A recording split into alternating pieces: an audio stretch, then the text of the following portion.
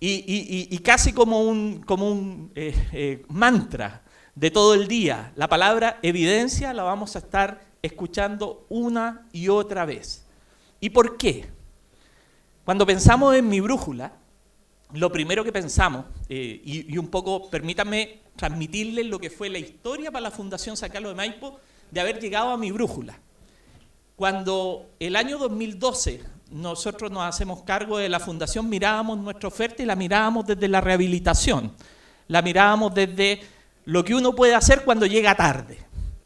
Y el gran desafío que nos puso el directorio, que por lo demás también ha sido un gestor importante en el desarrollo de este modelo, de este programa, José Miguel Guzmán, el presidente de la Fundación, además me decía ayer, oye, qué lata, justo está en el extranjero, qué lata que después de muchos años no haya podido estar en este lanzamiento, pero transmítele la importancia que ha tenido para el directorio desarrollar este producto, desarrollar este modelo, que sin duda va a permitir, no solamente a nivel local, sino a nivel latinoamericano, poder tener una visión completa de la evidencia que tiene el programa. Y cuando nosotros partimos con esta lógica de dejar de llegar tarde y empezar a trabajar desde la prevención social.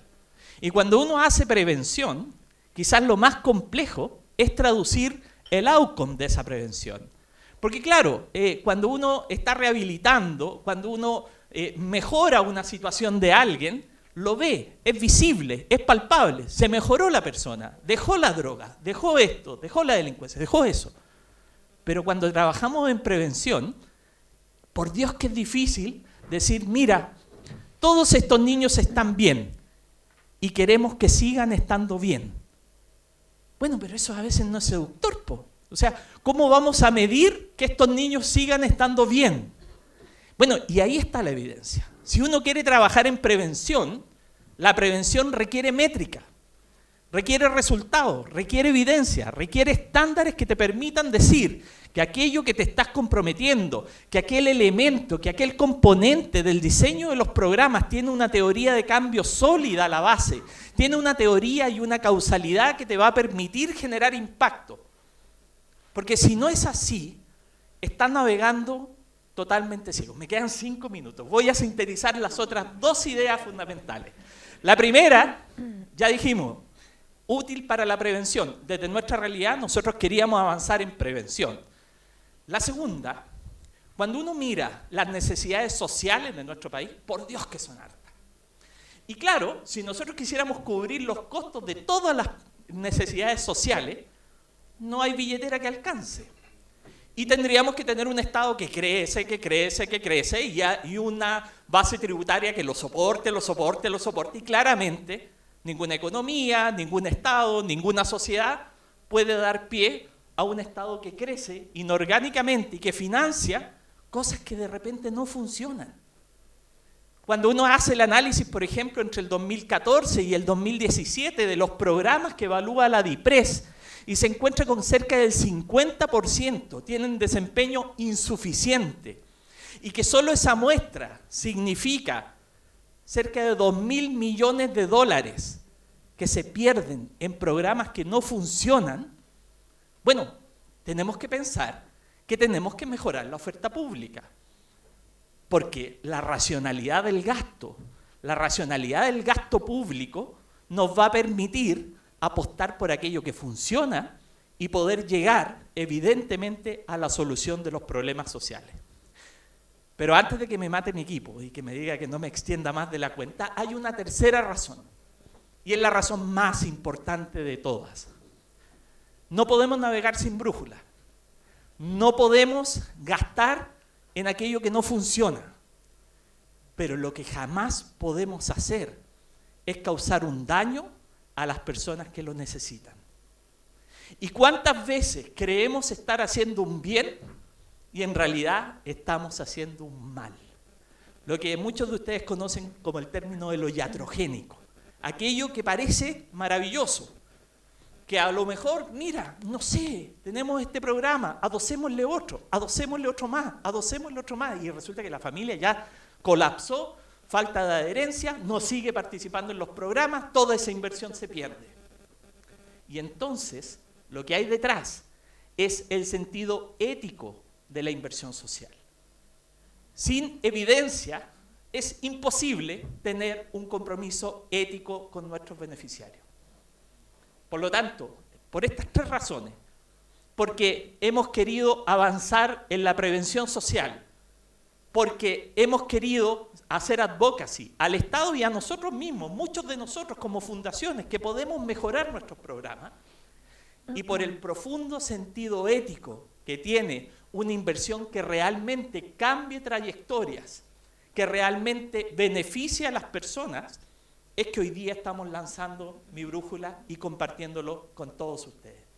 Les voy a dejar con el anfitrión de todo este evento, don Rafael Rodríguez, que es gerente de desarrollo y de estudios de la Fundación San Carlos de Maipo, que lidera el equipo que está haciendo este desarrollo y de implementación. Él es psicólogo de profesión, pero recapacitó. No, pero ha tenido una formación en distintos posgrados, en un MBA y en también un magíster en políticas públicas en el extranjero.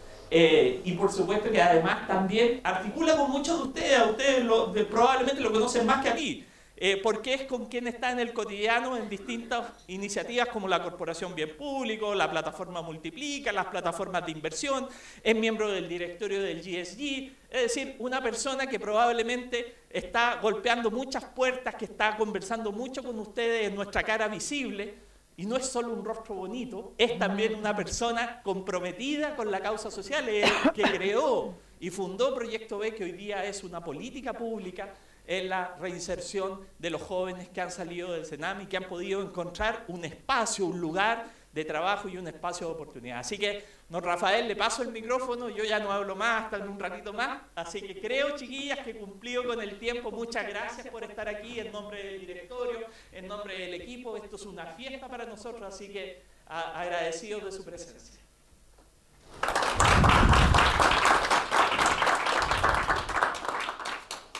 Bueno, gracias Marcelo por la presentación y muchas gracias a todos ustedes por venir acá. Como dijo Marcelo, he tenido la suerte de conocer a la mayoría de ustedes en distintos tipos de proyectos y eso es también lo que nos llena de satisfacción y orgullo de poder haberlos convocado a 70 personas que confirmaron aquí, 100 personas online, a conocer de un proyecto que tiene como objetivo, lo mismo que dijo Marcelo, de poder generar una cultura que valore la evidencia de resultados de los programas sociales. Este no es un problema local, es un problema mundial, pero que en Latinoamérica es muy fuerte. O sea, no tenemos un banco de programas basado en evidencia. Esto sí existe en otros países del mundo, sobre todo en el mundo anglosajón, y ha permitido mover la aguja en la política pública, no solamente en cuanto a inversión, sino que también en cuanto a generar mayores y mejores resultados sociales para las poblaciones con las cuales trabajamos. Y eso es una responsabilidad ética.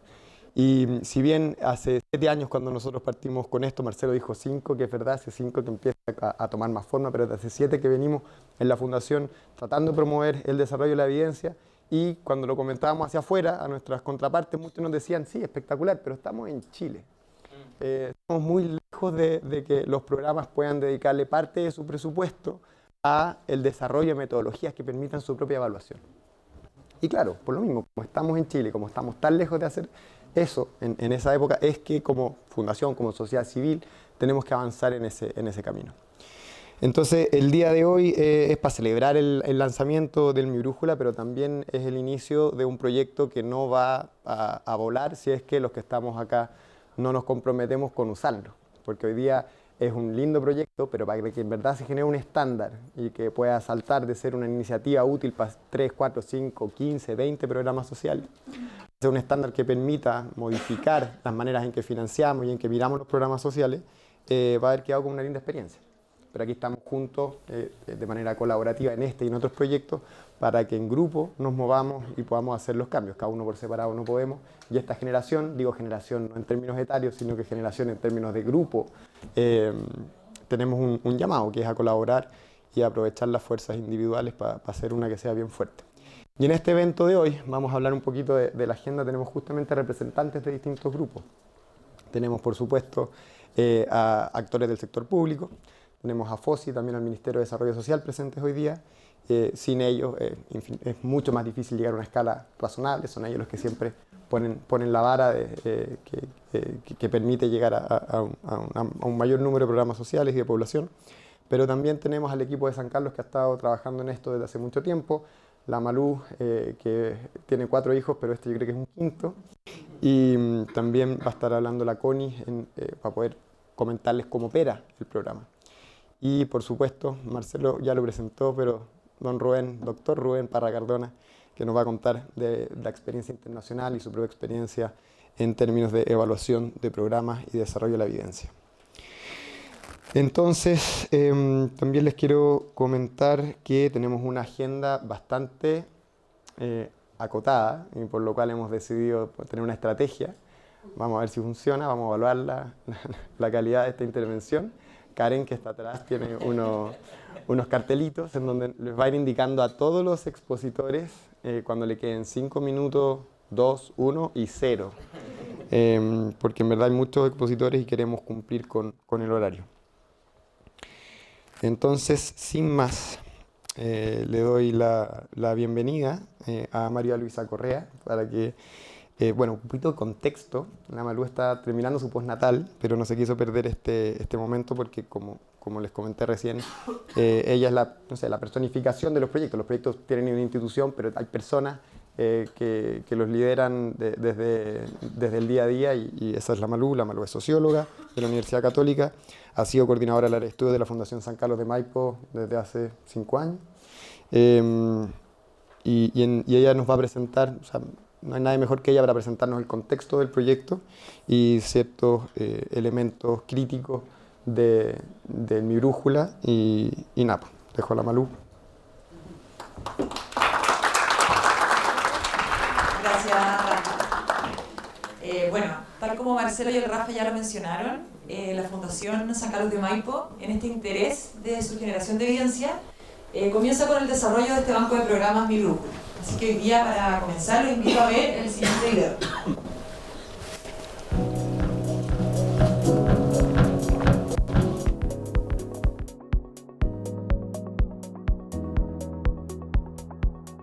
Mi Brújula es un banco de programas sociales de libre acceso, creado por Fundación San Carlos de Maipo, que busca poner a disposición de la sociedad y tomadores de decisiones información sobre programas, tanto públicos como privados, que hayan sido certificados de acuerdo a estándares de calidad. El proceso de certificación se sustenta en el acopio de información y evaluación por parte de expertos independientes, lo que permite velar por la rigurosidad, credibilidad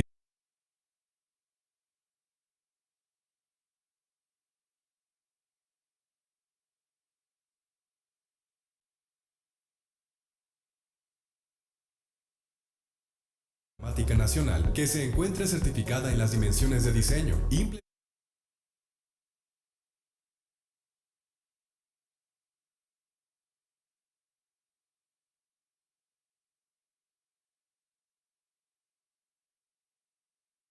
e implementación constituyen pasos previos necesarios para eventualmente encontrar evidencia de efectos. La información provista por Mi Brújula busca promover y facilitar la toma de decisiones y validez de las certificaciones otorgadas. Los estándares de calidad con que los programas se evalúan fueron desarrollados y validados por Fundación San Carlos de Maipo, en conjunto con especialistas nacionales e internacionales. En el banco Mi Brújula se podrá revisar la oferta programática nacional que se encuentre certificada en las dimensiones de diseño, implementación y/o evidencia de efectos del programa. En el contexto latinoamericano esto es importante, dado que no todos los programas o políticas que se implementan han pasado por una evaluación rigurosa y se reconoce que un buen diseño e implementación constituyen pasos previos necesarios para eventualmente encontrar evidencia de efectos. La información provista por Mi Brújula busca promover y facilitar la toma de decisiones informadas y responsables en cuanto a la elección, financiamiento, implementación y escalamiento de programas y políticas públicas. Así, se espera contribuir a una mejora en la calidad de la oferta programática en el país, promoviendo la articulación entre implementadores de programas certificados y tomadores de decisiones, policy makers y otros actores relevantes del ecosistema.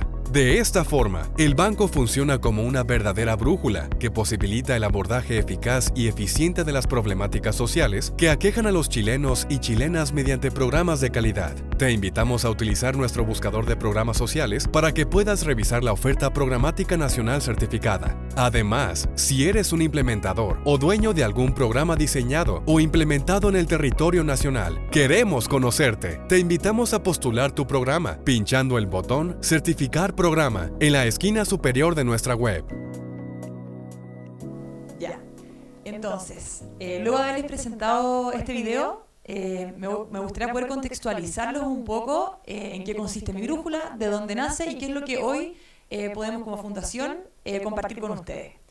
Mi brújula es un banco de programas sociales que busca promover y poner a disposición de las comunidades y de los tomadores de decisiones programas e intervenciones que cuenten con un diseño y con una implementación o evidencia de efectos robustos. Y eso es súper importante. Estamos hablando de un banco de programas sociales a nivel de diseño, de implementación y de evidencia de efectos.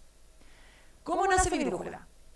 Hacia el año 2014, la Fundación San Carlos de Maipo ya implementaba en 3 comunas de nuestro país el sistema Comunidades que se Cuidan, que es un sistema basado en evidencia que cuenta con estudios longitudinales a más de 15 años en algunos países, el cual considera que las comunidades, a partir de un diagnóstico local y de una priorización de factores de riesgo y protectores de niños, niñas y adolescentes, sean capaces de seleccionar programas basados en evidencia para implementar en sus comunidades con la finalidad de prevenir conductas de riesgo en niños, niñas y adolescentes. En esa fecha, en Chile ya se implementaban 3 comunas y nos comenzamos a plantear ¿qué va a pasar al minuto en que las comunidades necesiten implementar programas basados en evidencia? ¿De dónde van a sacar estos programas? Y ahí comienza nuestro gran desafío. Nos enfrentamos primero a un sinfín de preguntas. Primero, ¿qué es un programa basado en evidencia? ¿Hay en Chile programas basados en evidencia? ¿Qué es la evidencia y la intervención social? Hay distintos tipos de evidencia. Y así podría seguir rato y rato enunciándole las distintas preguntas que surgieron. Lo primero que hicimos entonces fue reconocer que si bien existían programas, bancos de programas en la región, no existían bancos de programas específicamente basados en evidencia. Y eso es algo que es importante. Hay distintas iniciativas gubernamentales y también de fundaciones que han logrado desarrollar bancos de programas, pero no específicamente basados en evidencia. Luego logramos identificar que si bien existen bancos de programas basados en evidencia a nivel internacional, estos no son específicos al contexto latinoamericano y no recopilan programas basados en evidencia que se hayan implementado en América Latina o en Chile. Luego pudimos identificar que si hubiéramos querido replicar un banco de programa internacional, los estándares de estos programas son sumamente altos y exigentes y nos dejaría finalmente con un banco de programas muchas veces vacío. ¿Qué es lo que nos dimos cuenta? Nos dimos cuenta de que existía una necesidad urgente de promover el tránsito hacia un enfoque basado en la evidencia. Y eso es importante, un enfoque basado en la evidencia. No solamente estamos hablando de evidencia de efectos, sino que lograr un enfoque en la intervención social que estuviera basado en la evidencia. Y ahora les voy a, un poquito más adelante, les voy a desarrollar esa idea. ¿Cómo se desarrolla mi brújula? Aquí tenemos como una línea breve de tiempo de cómo se fue construyendo lo que hoy es el banco de programas Mi Brújula. En el año 2007, lo primero que se hizo fue que hicimos un catastro de bancos de programas a nivel internacional y nacional.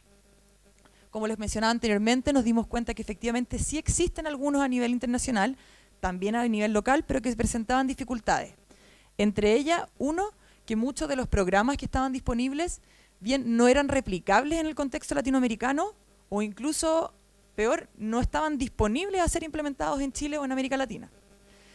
Y la principal dificultad, el que los estándares no eran replicables, porque eran estándares que simplemente no aplicaban al contexto y a la realidad nacional en lo que se encontraban los programas sociales en materias de evaluación en ese entonces. Durante el año 2008 trabajamos en un panel de expertos donde invitamos al sector público y al sector privado a participar. Se invitaron a representantes de gobierno, a representantes de la academia y también a personas implementadoras de programas sociales. A través de una metodología de Delphi adaptado, lo que hicimos fue que logramos identificar los primeros criterios y aspectos que era relevante considerar a la hora de lograr un banco de programas. Durante el año 2019 y el 2020 nos centramos principalmente en definir este enfoque de evidencia, que es lo que voy a explicar en la próxima lámina. Un enfoque de evidencia que estuviera centrada en el diseño, en la implementación y en la evidencia de efectos. Y a su vez comenzar a desarrollar los primeros instrumentos que nos permitieran certificar y evaluar programas. Durante el año 2020 y 2022 nos centramos en la revisión de programas, en la definición de procedimientos y calibrar el instrumento. Todo esto se hace junto a un equipo de evaluadores, los cuales los vamos a mencionar, creo que algunos después, de evaluadores y de académicos interdisciplinarios con experiencia en materias de diseño, de implementación y de evaluación que nos permitieran constar con un procedimiento y un instrumento lo suficientemente robusto para poder construir el banco de programas. Cuando hablamos de un enfoque centrado en la evidencia, ¿a qué nos referimos? Nos referimos a que no sacamos nada con armar un banco de programas que cuente solamente con programas basados en evidencia en el sentido de la evidencia de sus efectos. Es decir, armar un banco de programas solamente con programas que cuenten con evaluaciones robustas, con diseño experimental o cuasi experimental, que nos permitan constatar los efectos. ¿Por qué? Porque son pocas las evaluaciones que existen en Chile con esas características para programas de intervención social. Si bien hay algunos, muchas veces empezamos a hilar más fino y a revisar estas evaluaciones, y no por temas de falta de capacidad a nivel local, sino que muchas veces por temas de presupuesto, por ejemplo, es imposible o muy difícil desarrollar evaluaciones de alta calidad. O bien, en las ciencias sociales hay programas que son muy complejos de evaluar, lo que hace que sus costos, por ejemplo, sean muy altos. Programas que es necesario hacer evaluaciones y seguimiento a 5, 10, 15 años. Eso no quita que ese tiene que ser nuestro objetivo y nuestra meta, lograr que los programas en Chile cuenten con evaluaciones robustas de alta calidad. Sin embargo, creemos que para llegar a este enfoque en la evidencia es necesario que nuestros programas cuenten con un diseño metodológicamente robusto. A la hora de elaborar el banco de programas y de revisar programas, nos encontramos, por ejemplo, que habían programas que contaban con deficiencias metodológicas a nivel de diseño. ¿Y cuál es el problema? Implica que, por ejemplo, pueda ser un programa que sea inevaluable en el futuro, o simplemente un programa que con pequeños ajustes metodológicos le entregábamos robustez a la hora de revisar el diseño. Luego, evidencia en la implementación.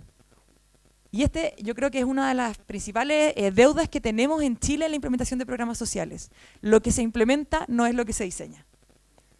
Y eso, ¿por qué es importante? Porque a la hora de evaluar, a la hora de monitorear, necesitamos contar con un diseño y una implementación que sean consistentes. Y ese es el segundo nivel de certificación. Una implementación consistente con el diseño del programa, para finalmente certificarnos en la evidencia de nuestros efectos, que sea al menos una evaluación robusta en el contexto nacional, donde se constatan los efectos del programa. ¿Cómo se realiza todo esto? Contamos con un proceso de certificación que hemos ido elaborando junto a nuestros evaluadores. Este es un proceso que consta principalmente de dos grandes etapas. La primera etapa es un acopio de información secundaria. Se trabaja con toda la información disponible del programa. Y esto es realmente un trabajo de ratón de biblioteca en el que se revisa todos los documentos que existen del programa, siempre información secundaria, lo que ya está.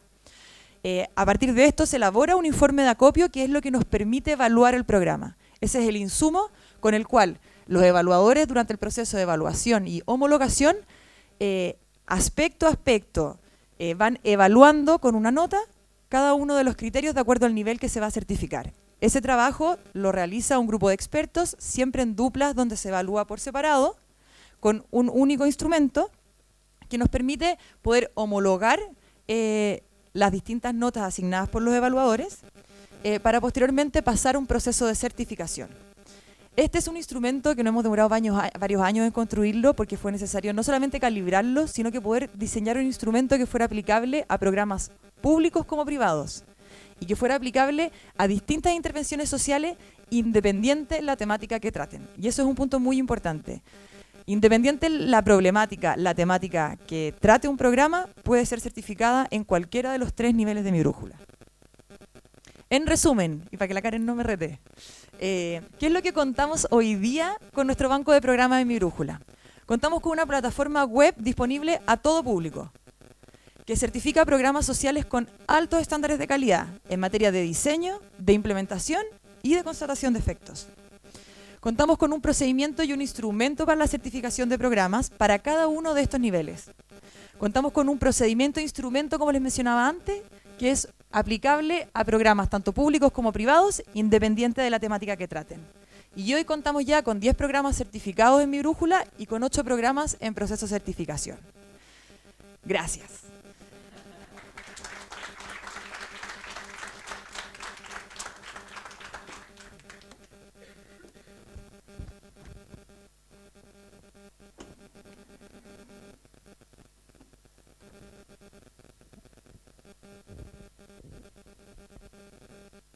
Bueno, gracias Malú. Más claro que el agua, un pequeño resumen nomás. Queda claro que el instrumento evalúa los niveles de evidencia en 3 dimensiones. Tenemos evidencia en calidad de diseño, evidencia en la calidad de la implementación, evidencia en la calidad del resultado. Hay un proceso, tenemos una etapa de acopio, un instrumento que nos permite calificar o evaluar, evaluar y homologar a través de externos, lo que le da validez al proceso. No es la Fundación San Carlos los que los que certifican, los que hacen parte importante del proceso, sino que son externos, muy expertos en la temática. Y después la certificación que además es voluntaria, ya que eso es muy bueno, porque los programas de repente entran con miedo de ser evaluados y ser mostrados hacia afuera de una manera en que no les gustaría. Entonces es voluntario. Y hay una magia detrás de este proceso, que las va a contar también la Connie, pero quería agregar un puntito nomás, que este banco está adecuado a la realidad latinoamericana también. Los otros bancos no cuentan necesariamente con estas etapas previas de la certificación, o sea, la certificación es solo en resultados, pero no es todo otro, como les comentó la Malú. Pero muy importante entonces que Mi Brújula también es un proceso pedagógico para que las organizaciones que entran al banco puedan ir aprendiendo cuáles son las brechas en esas dimensiones y entender cuáles son las brechas, están los caminos para poder cerrar esas brechas e ir mejorando en cada uno de los niveles. Entonces, sin más, ahora voy a presentar a Constanza Ruiz, socióloga de la Universidad Católica, encargada del proyecto de Mi Brújula. La Connie lleva trabajando con nosotros ya unos 4 años en distintos proyectos de la Fundación, ahora a cargo de Mi Brújula, y ella les va a comentar cómo opera esto, porque las ideas suenan muy bien en los papeles, pero en la práctica, para que realmente operen, es un proceso lento, y dentro de estos 4 años hemos tenido varios ensayos y errores y van a seguir habiéndolos en el futuro, y mientras más programas hayan, más vamos a aprender y mejor va a ser el banco. Connie.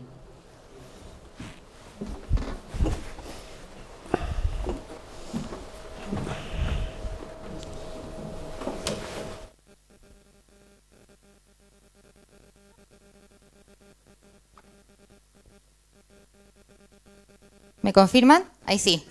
Súper, se notó la diferencia. Bienvenidos a todos. Primero que todo, agradecerle a quienes nos acompañan de manera presencial, así como también a través de la transmisión online.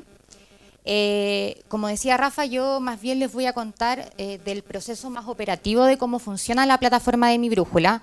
Malú ya nos introdujo los aspectos más técnicos y metodológicos de Mi Brújula, pero en concreto nosotros hemos desarrollado una plataforma en la que venimos trabajando el último año y medio aproximadamente, con el objetivo sobre todo de poder poner a disposición información de programas que se certifican en Mi Brújula, pero de una manera sencilla y fácil. ¿Se escucha?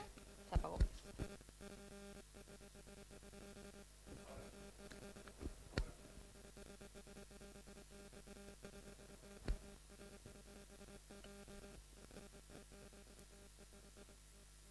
¿Aló? ¿Se escucha? Ya, me avisan. Y básicamente esta presentación que yo voy a hacer es un poco más práctica. Vamos a ir navegando por las distintas secciones de la plataforma. Entonces, primero, para poder ingresar a Mi Brújula, hay que ingresar a través de cualquier navegador con la URL mibrújula.cl. Así se ve la pantalla de inicio. Lo primero que vamos a ver es que se despliega una serie de pestañas que nos van a permitir ir ingresando a las distintas secciones de la página. Si vamos bajando, lo primero con lo que nos encontramos es con un contador de certificaciones otorgadas, que básicamente lo que nos permite es poder ir haciendo una revisión de a la fecha cuántas certificaciones hemos entregado y en qué dimensiones. Actualmente contamos con 14 certificaciones, 10 de ellas en la dimensión de diseño, 3 en la de implementación y 1 en la dimensión de evidencia de efecto. Como comentaba Malú, tenemos 10 programas, pero de estos 10 programas, obviamente como hay algunos que se certifican en más de una dimensión, es que tenemos 14 en total. Si seguimos bajando, lo que nos encontramos es, bueno, el video promocional inicial de Mi Brújula, que fue el que revisamos al comienzo de la presentación de Malú, y también una breve descripción de en qué consiste el banco de programas con algunos otros accesos directos a otras secciones de la plataforma que también vamos a ir revisando. Si volvemos al menú inicial, lo que nos vamos a encontrar ahora en la siguiente sección es qué es mi brújula. Ahí aprovecho de pedirle a mi acompañante de ya que ingrese a esta sección. Aquí ya hay una descripción un poco más detallada del proyecto, cuáles son sus objetivos principales, cuál es el origen y su historia. Malú también ya nos estuvo contando en gran parte de este proceso. Algunas hay fotos de apoyo también de la fundación, de otros equipos de la fundación. En esta sección nos vamos a encontrar con los 3 tipos de certificaciones que se entregan, también con una definición un poquito más técnica y exhaustiva de en qué consiste cada una. Y también con una sugerencia, y es que si bien la certificación que nosotros entregamos para cada uno de los programas tiene una duración indefinida, es decir, vigencia que no termina, sí sugerimos que los programas se reevalúen al menos cada 3 años, considerando que ese es un tiempo prudente para esperar ver algún tipo de modificación considerable, ya sea a nivel del diseño, de la implementación o de las evaluaciones de un programa. Y obviamente nosotros incentivamos a que la certificación que tengamos en el banco sea de la versión más vigente del programa. Luego tenemos una sección en la que presentamos a nuestro staff de evaluadores. Contamos hoy en día con 8 evaluadores. Ahí ustedes pueden pinchar y van a encontrar información descriptiva de las credenciales académicas, así como también de la experiencia de cada uno de ellos y de sus temas de interés. Recalcar algo que ya habíamos mencionado, pero que los evaluadores son todos externos e independientes a Fundación San Carlos de Maipo. Luego, si seguimos bajando, nos vamos a encontrar con una parte de la plataforma que nos presenta cada una de las etapas o procesos de mi brújula, que ya nos contaba Malú, ¿verdad? Se parte con el proceso de acopio de información secundaria, la evaluación y finalmente el proceso de certificación, que es donde se define si el programa cumple o no con los estándares de mi brújula y si es que puede ingresar a la plataforma. Aquí quisiera detenerme en un punto muy importante de la plataforma, que es en la sección en donde explicamos por qué eventualmente un programa podría no certificarse en primera instancia. Básicamente esto podría ocurrir porque, a juicio de los evaluadores y también considerando los estándares altos de mi brújula, un programa puede contar con espacios de mejora considerables que tengan que ser trabajados previamente antes de ingresar al banco. En ese sentido, uno de los insumos principales que entregamos con mi brújula es un informe de resultados que entrega una serie de comentarios y recomendaciones que entregan los evaluadores expertos para que precisamente los equipos de los programas puedan trabajar en esos espacios de mejora. Ahora bien, también desde la Fundación San Carlos de Maipo ofrecemos la alternativa de apoyar también a las instituciones en este proceso a través de nuestro programa Mi Mapa, que es un programa de asesoría a programas sociales. Un último punto importante de destacar aquí es que tanto para programas que se certifiquen como aquellos que no logren certificación, la información que se entrega respecto a la evaluación es completamente confidencial y solo queda en conocimiento de la institución. En el banco no se publica información sobre programas que no se hayan certificado y de los programas que sí se certifican solamente se publica información previamente validada y acordada con la contraparte, que también lo vamos a revisar más adelante. Si volvemos a subir al inicio, ya nos encontramos y pasamos a la sección más importante y central de la plataforma, que es el buscador de programas sociales. Y aquí, para poder explicarles esta parte, les vamos a mostrar también un cortito video tutorial.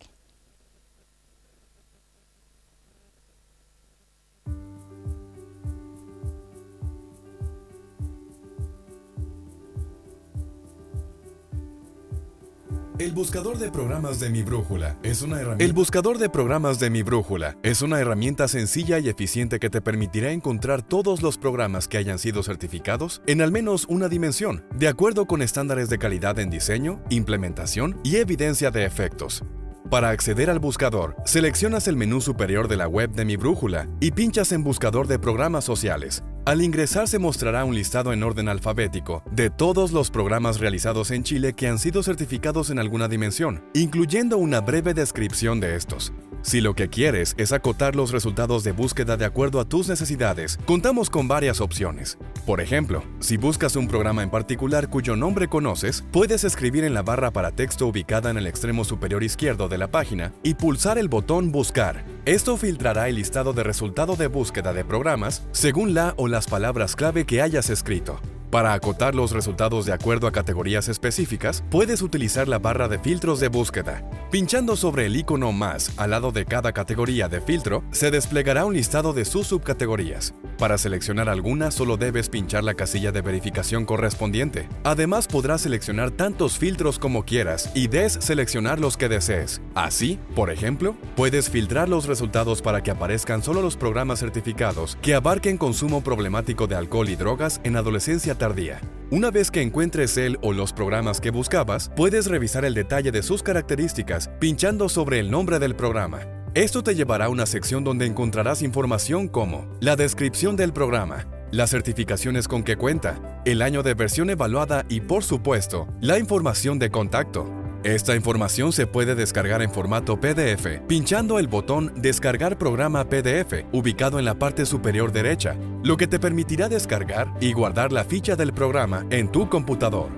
Finalmente, pinchando en el botón Volver, retornarás a la página principal del buscador de programas, donde podrás reanudar tu búsqueda o empezar una nueva. Para más información sobre el buscador de programas, te invitamos a consultar la pestaña de preguntas frecuentes, columna Buscador de programas, o bien, completar nuestro formulario de contacto. Estaremos felices de ayudarte.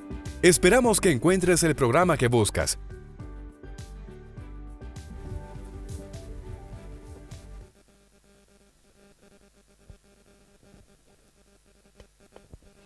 Bueno, de todas maneras comentarles que este video que acabamos de revisar también se encuentra alojado en la plataforma para que lo puedan revisar cuantas veces estimen conveniente. Y la última sección, para ajustarme a los tiempos que quiero mostrarles de la página, es en la esquina superior derecha, el botón verde que indica certificar programa. Si entramos ahí, en esta sección lo que vamos a ver es una ficha de postulación de programas, que básicamente es el paso inicial para poder ponerse en contacto con nosotros y también para poder comenzar a revisar muy preliminarmente información del programa que nos permita poder realizar una recomendación al programa respecto a qué dimensiones de mi brújula podrían ser evaluadas para el programa. Así que también los dejamos muy invitados a que puedan revisar el formulario, que puedan completarlo, que nos contacten, también si tienen preguntas que nos escriban, y los dejamos también a todos muy invitados a que naveguen por la página web de mi brújula. Muchas gracias.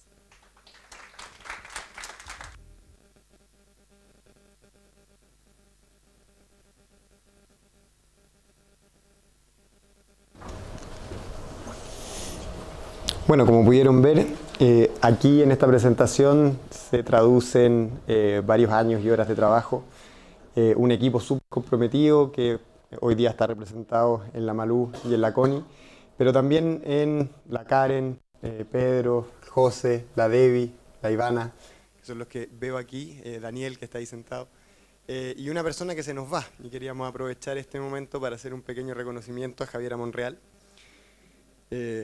Javiera lleva trabajando con nosotros 4 años iba para los 5. La Javiera ha sido parte fundamental del desarrollo de la plataforma.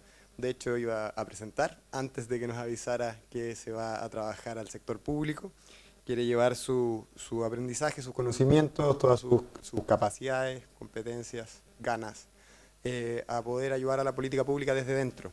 Así que se nos va al Servicio Mejor Niñez, que está armando un equipo ahí de estudios, y ya tenemos proyectos en conjunto, así que vamos a seguir trabajando con ella, pero la dejamos y no queríamos perder esta oportunidad para agradecerte por todo tu trabajo y desearte lo mejor posible en tus nuevos desafíos. Así que por favor, Javi, puedes venir adelante.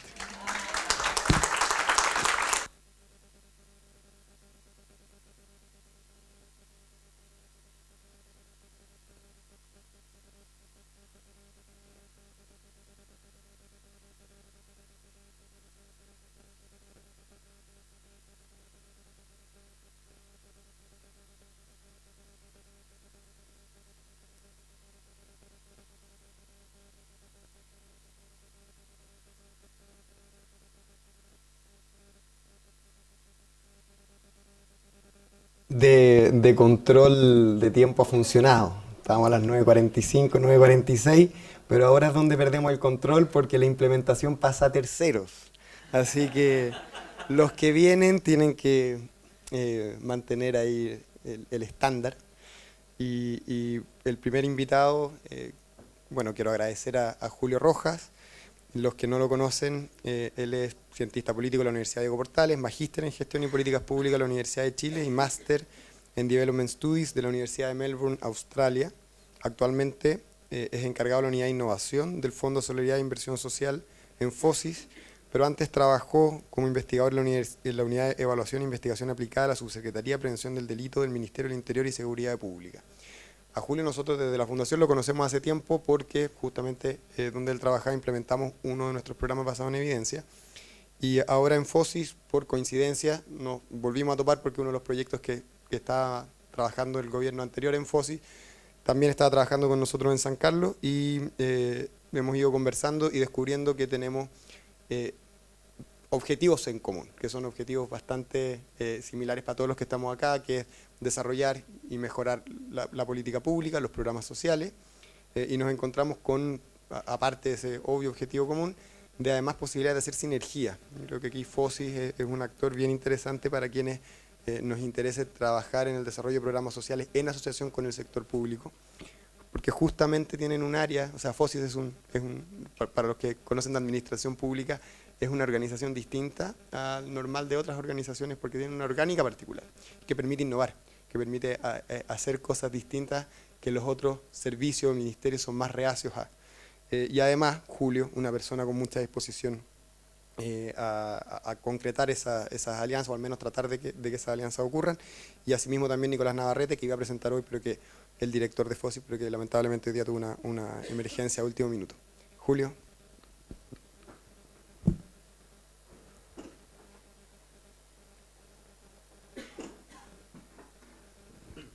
Hola, buenos días. ¿Se escucha bien? ¿Esa es mi cámara?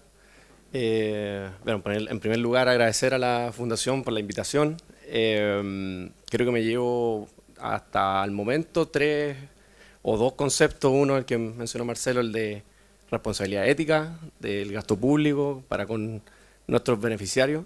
Evidencia también, ¿por qué no? Que se ha repetido harto. Y evidencia no solamente, como mencionó María Luisa, no mediante un estudio cuasi experimental, sino que también desde la implementación y desde el diseño de los programas. Y que eso es, en parte, las primeras 2 certificaciones, por lo menos, que InnovaFOSI apunta para tener programas sociales que tengan al menos esos 2 elementos, que es súper importante en el fondo para que podamos entregar por lo menos un buen estándar para nuestros beneficiarios. Entonces, ¿cómo lo hacemos desde el FOSI? A través de un programa llamado InnovaFOSI, que tiene el propósito de pilotear soluciones innovadoras que aborden problemáticas desde los distintos sectores públicos. Probablemente esto les suena a ustedes, las fundaciones trabajan de aquello, tal vez no es tan innovador, pero lo que nosotros queremos traer a la palestra es que nosotros lo hacemos a través de una tríada, por llamarlo así, entre FOSIS, la empresa, la consultora, universidad, el sector privado, tercer sector, que pueda implementar estos proyectos, pero también con el socio, que nosotros denominamos socio, que es precisamente el sector público, servicios públicos que se acercan a nosotros y que nos brindan cierta información acerca de problemáticas que quieren abordar, y nosotros lo que hacemos es generar cierta convocatoria para que esos proyectos puedan ser seleccionados, seleccionables y poder financiarlo en la medida que obviamente esto pueda ser escalable y a través también de un análisis en donde podamos percibir de que los proyectos no tengan también duplicidad en el Estado, porque para InnovaFOSI por lo menos no tiene mucho sentido financiar algunos proyectos que ya estén hoy día en el sector público, porque probablemente INDAP esté trabajando en eso, probablemente Cercotec esté trabajando en eso. Entonces, pilotear algo que pudiese ser un programa público necesita también, obviamente, ese tipo de análisis. Bueno, finalmente este es un poco el resumen de cómo trabajamos. Nosotros generamos un tipo de desafío. Cada año, nosotros este año lo vamos a realizar a finales de este año, yo creo que como diciembre o tal vez enero, probablemente, cuando contemos con la ley de presupuesto, por supuesto. Y esta iniciativa innovadora se trabaja, como les mencioné, con la sociedad civil, sector privado y academia. Hemos tenido muy buenas experiencias con el tercer sector y sociedad civil, para posteriormente llegar a este piloto, que el piloto es un proyecto que genera una solución para beneficiarios y donde el socio hoy día se encuentra bastante involucrado, y nosotros queremos, como nuevo propósito de la gestión del director ejecutivo Nicolás Navarrete, fortalecer ese vínculo entre el socio, el piloto y el FOSI, por supuesto. con un objetivo, por supuesto, central, que en este caso para nosotros el escalamiento hacia una política pública es fundamental. Y también poner un poco paño frío, en el sentido de que el escalamiento política pública no necesariamente necesita ser un programa, sino que generar un insumo, por supuesto, a un componente, un programa social, para eso ya es un logro. Entonces, desde Innova FOSI nosotros planteamos esa instancia de pilotaje, que es importante poder probar, levantar aprendizaje acerca de ello. El equipo se dedica a eso, el equipo de Innova FOSI se dedica a levantar aprendizaje en torno a los supuestos que inicialmente surgen en la implementación, como por ejemplo, vamos a realizar una capacitación a las 6 de la tarde y resulta que no llega nadie. Probablemente porque la persona no han llegado del trabajo, etcétera, etcétera. Entonces, ese tipo de aprendizajes hoy día se inyectan, por llamarlo así, insuman la implementación para que posteriormente en esta etapa de escalamiento podamos tener un programa social que no solamente tenga atingencia en el diseño, sino que también en la implementación. Como dato, esto solamente en base a los datos que maneja el FOSI de su Sistema Nacional de Usuarios, nosotros tenemos ciertos indicadores que nos pueden brindar cuál es el criterio de éxito y de fracaso un poco de los programas. Hoy día tenemos que un 62% de las y los usuarios y usuarias del FOSI, de los programas, mejoran sus condiciones de pobreza y vulnerabilidad medido en estas 5 dimensiones que responden a la pobreza multidimensional. Por tanto, creemos que lo estamos haciendo bien, pero creemos que lo podemos hacer mejor también. Entonces, en función de aquello, nosotros tenemos ciertos énfasis. Nosotros como visión del programa del 2023 y de la unidad de innovación, nosotros como FOSI queremos convertirnos en este banco de iniciativas sociales e innovadoras que, en primer lugar, pilotee, que eso es un poco lo innovador que nosotros entregamos, y entregue evidencia evidencia tal como mencionó María Luisa, no necesariamente en un estudio, que hay muy poco en Chile, sino que entregue cierta información acerca de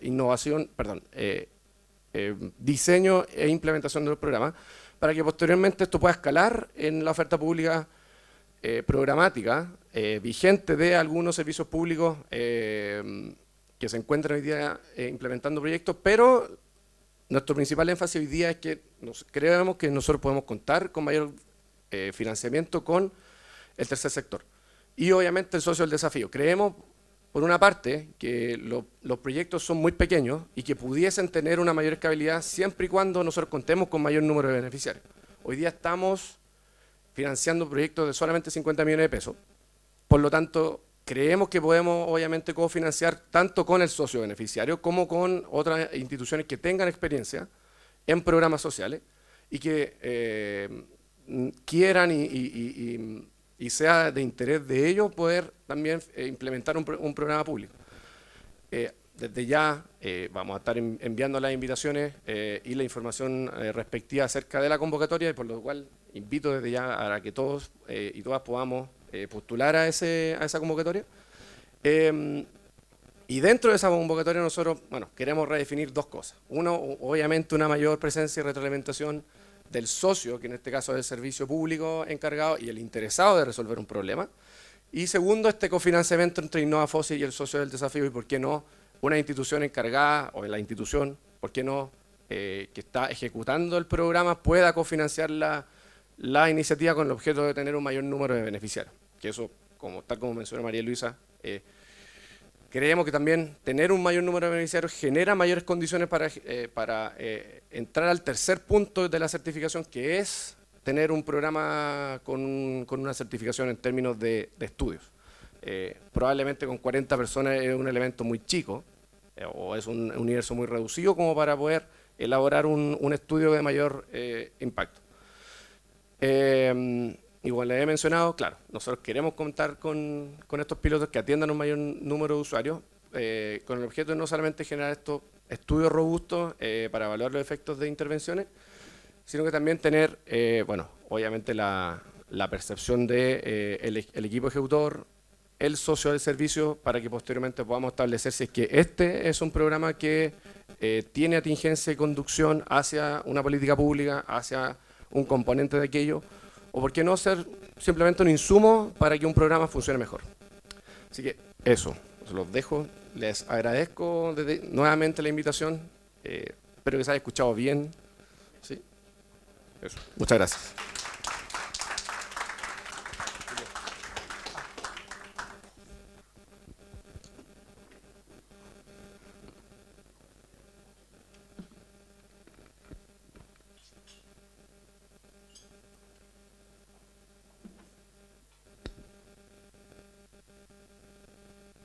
Bueno, muchas gracias.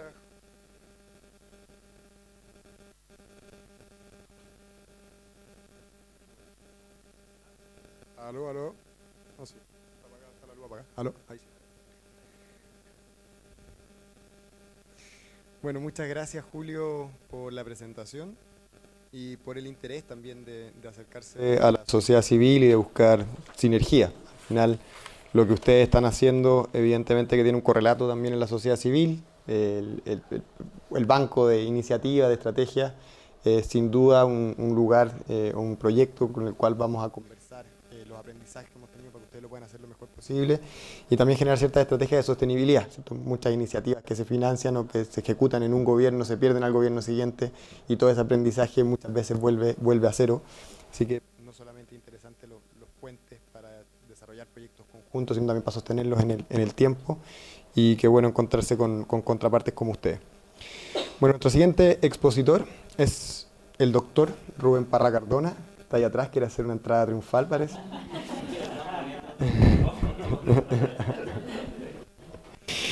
Bueno, Rubén, perdón, tenía la presentación completa, pero doctor, es profesor asociado a la Escuela de Trabajo Steve Hicks en la Universidad de Texas, en Austin, coordinador de la misma universidad en Iniciativas para Latinoamérica, y por eso lo hemos conocido desde hace algunos años. Codirector del Instituto sobre Violencia Doméstica y Asalto Sexual, y su investigación se ha centrado en la adaptación cultural de intervenciones basadas en evidencia, enfocadas en prácticas de crianza y prevención del maltrato infantil. Y nos va a contar la experiencia del mundo anglosajón, el mundo desarrollado en estos temas, y lo relevante que ha sido para ellos y las perspectivas que eso implica para nosotros en el mundo más subdesarrollado, como nos dicen, pero en Latinoamérica.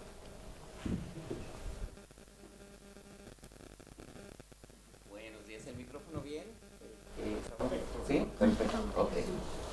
¿Y este también? También. Okay. Con tanto micrófono como que me siento un poco como Daddy Yankee, pero no se preocupen, no me voy a soltar cantando aquí, voy a hacer lo que sé hacer.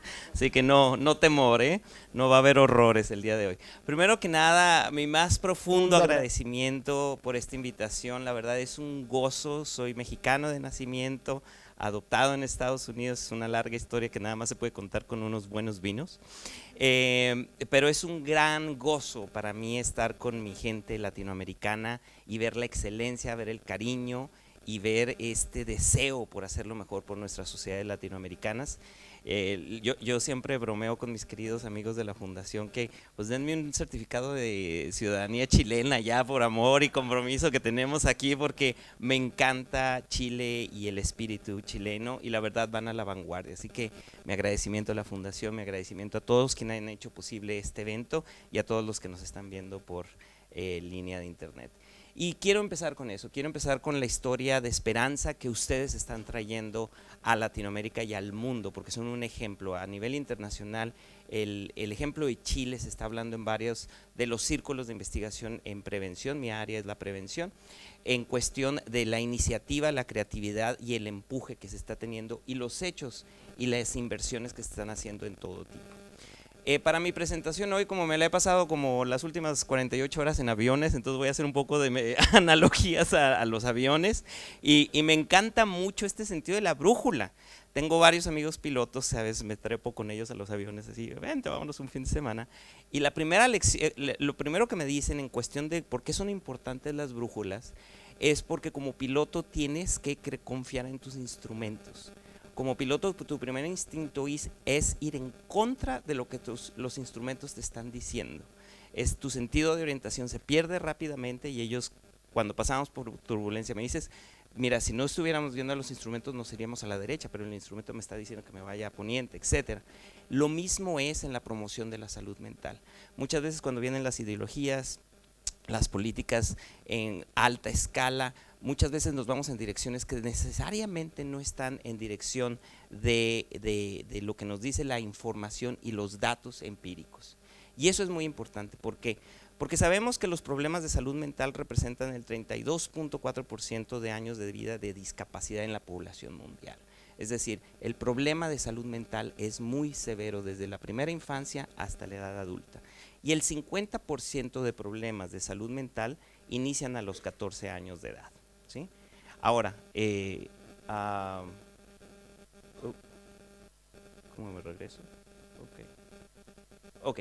En esta imagen vemos que este es el porcentaje de la población con problemas de salud mental o abusos de sustancia en el 2016, un poco vieja la cita, pero nada más para mostrar un gráfico, no ha cambiado mucho, un estudio de la Universidad de Oxford.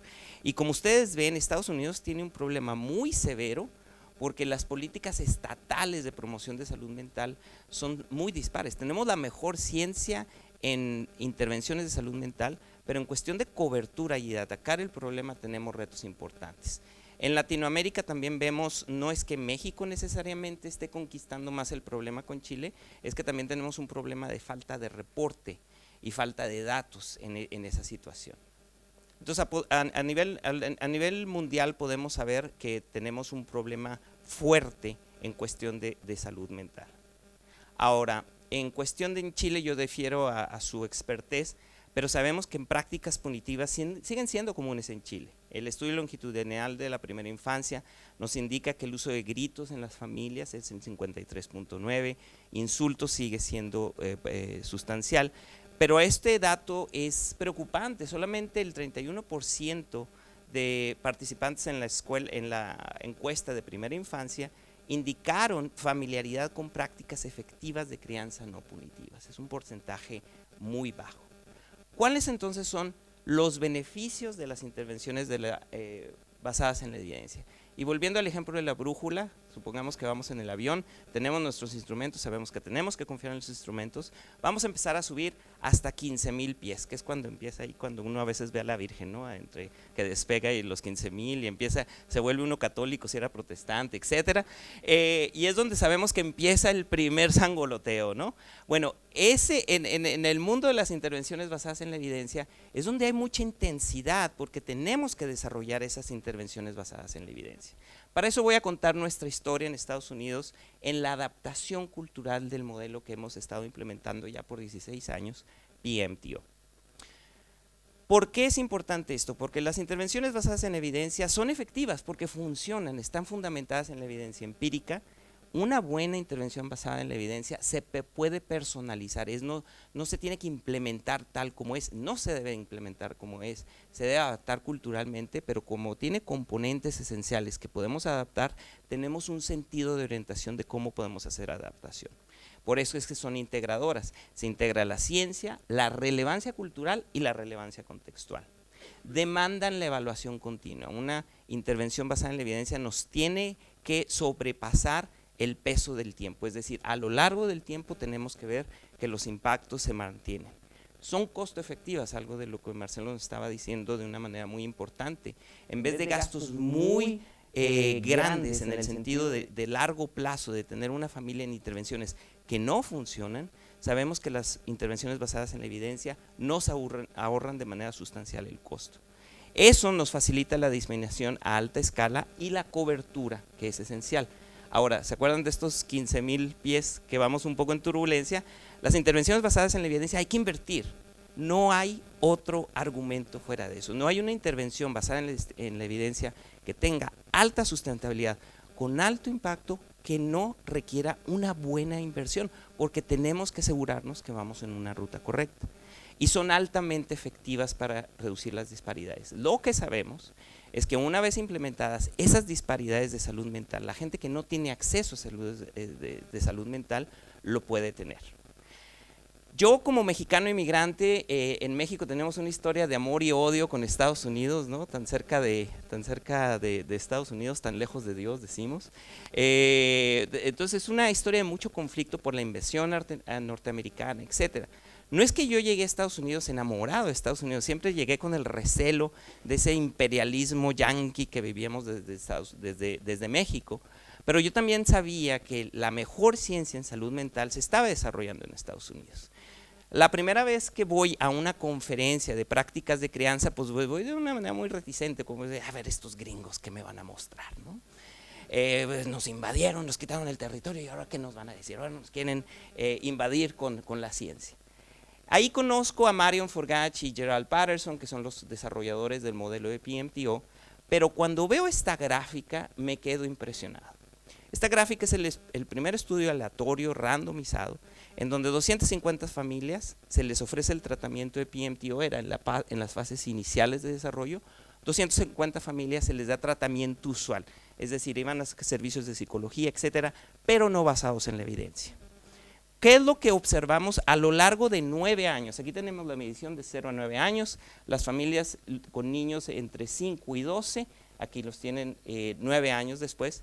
Lo que observamos es que la probabilidad de esos niños o niñas de entrar en el sistema de justicia por problemas de conducta, problemas de salud mental, en el grupo control que recibe tratamiento usual, se incrementa exponencialmente. Vean esta pendiente azul de una manera dramática a lo largo de 9 años.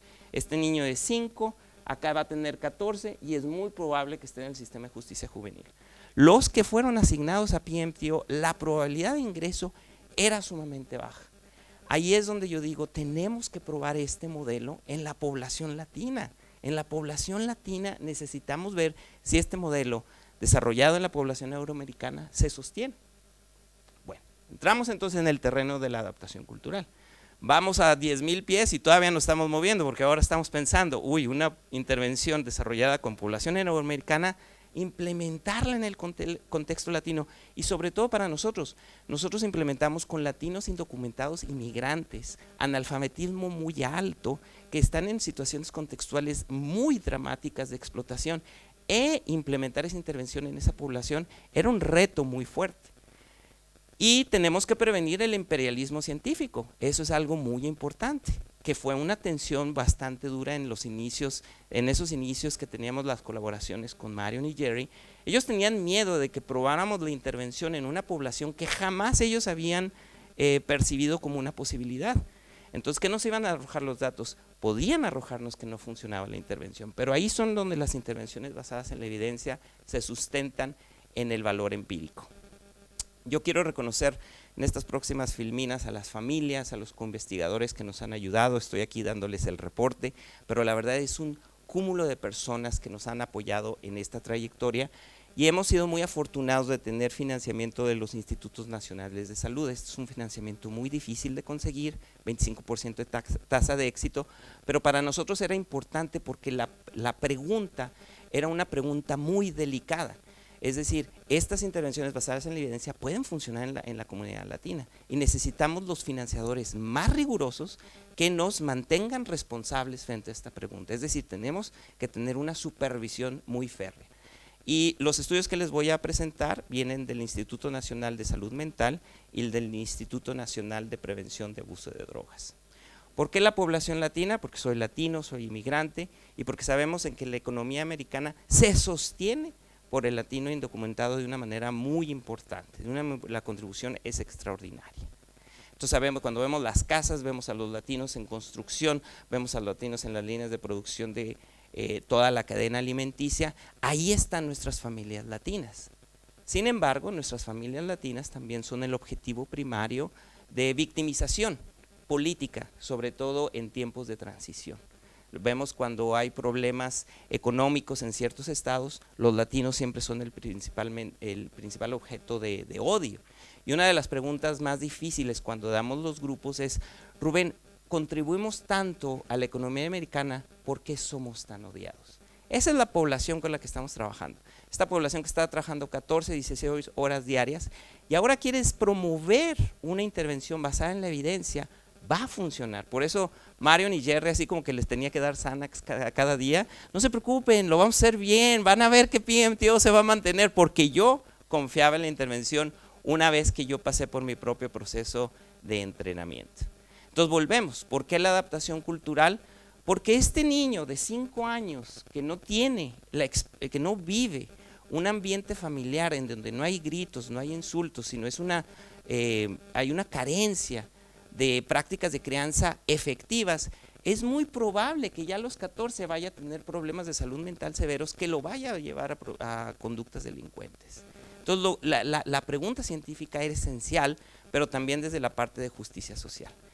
Marion Forgach y Jerry Patterson, que extraordinarios seres humanos que nos han ayudado en este camino.